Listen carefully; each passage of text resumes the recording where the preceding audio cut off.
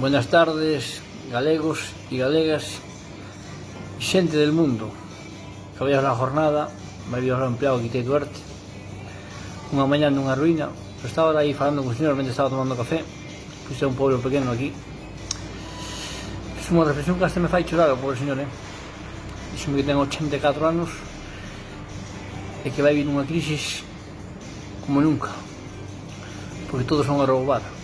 E dicir, este home viviu no tempo da fame, pero dicía, non había para nadie, pero agora hai pos políticos e queren matar os vellos para que non cobren.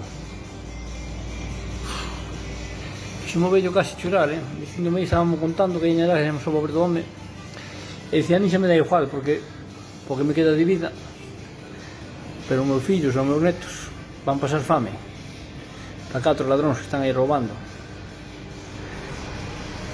Isto non hai vacuna porque xa é preparado. Estou contando como contaba o señor, Non hai vacuna porque xa foi preparado en China, porque non toparan a vacuna rápido. Ou se a teñen os chinos, como agora as mascarillas, que a partir de mañá hai que usarla obligatoriamente. E onde viñen as mascarillas? De China. Se isto hai unha entramada aí de políticos que están facendo que a xente traballe como desgraciada para mantelos eles. Eles non baixan os sueldos, e carto non hai, pero pos políticos hai. Eles nunca baixan os sueldos. Hai 40 anos, un alcalde nun pueblo iba con pandereta, como iba a xente do pueblo. O alcalde vive como Dios, cobra máis que nunca, e o pueblo vai para baixo.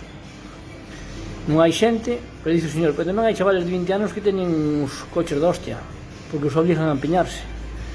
Dañen un sueldo, dañen uns préstamos, vannos empeñando, para que poden vivir máis ou menos ben, e non se den de cuenta do que pagan de intereses e para quen traballan. Os putos políticos, dicíamos o home así.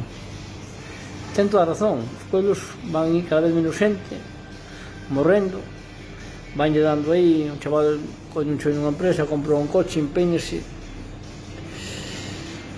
para que mire que máis ou menos vai todo con normalidade, pero os políticos ganan cartos, os outros empeñanse e botan toda a vida a traballar.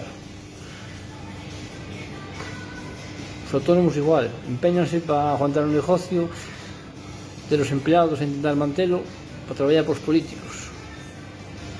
O señor non debe estar moi equivocado. Conto como lo contaba o señor agora aí á porta tomando un café e que indo de lágrimas.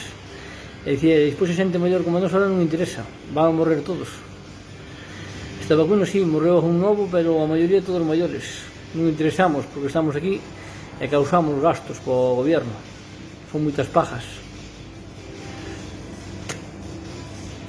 E agora mañá hai que traer mascarillas e veñen de China todas. Ten que haber uns intereses aí. Non está moi equivocado o señor, Isto é unha desgracia de país, Traballamos para 4 desgraciados, 4 ladróns e 4 chupóns. E montaron aí unha entramada, un tipo secta. A política é un tipo secta, cada vez máis políticos e nós máis traballamos para eles. Eu non que vou dar a volta ao mundo, Vou dar a volta ao mundo non porque vai dar eu a volta ao mundo todo, porque eu casi vou comprar unhas ovellas e vivir tranquilo que den polvo a política e a merda esta toda. Ao final entra nunha roda aí que estás traballando para 4 ladróns. E como dixo o señor, o mesmo que dixo eu, a vida é corta. O tempo pasa, e como estés metido nesta secta, estás traballando para 4 ladróns. Logo tamén me dice o señor, danlle axudas a xente que ven da fora, emigrantes, vale, que non se pode tirar por aí a xente, pero porque son votos e son xente que vai votar rojo no país, entón os tipos queren máis poder, pero tú traballas para eles, e non damos arreglados os problemas de aquí como para manter a xente da fora.